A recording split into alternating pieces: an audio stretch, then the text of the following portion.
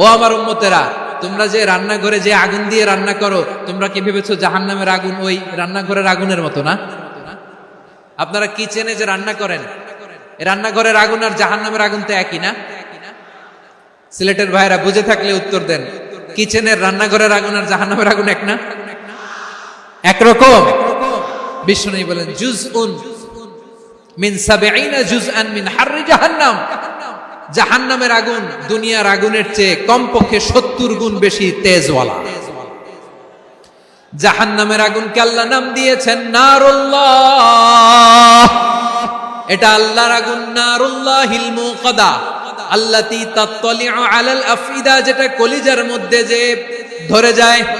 দুনিয়ার আগুন হাতে লাগলে হাত জ্বলে, পায়ে লাগলে পা জ্বলে। জাহান্নামের আগুন দেহের যেই জায়গায় লাগুক না কেন, সাথে সাথে কলিজাটা জ্বলে ছাই হয়ে যাবে। নারুল্লাহিল মুকাদা আল্লাতী তাত্তালিউ আলাল আফইদা।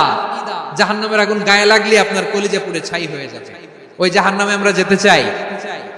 আমরা তো সবাই মিলে নাশিদ গাইলাম, জান্নাতে আমরা একা যাব না, সবাই মিলে যাব।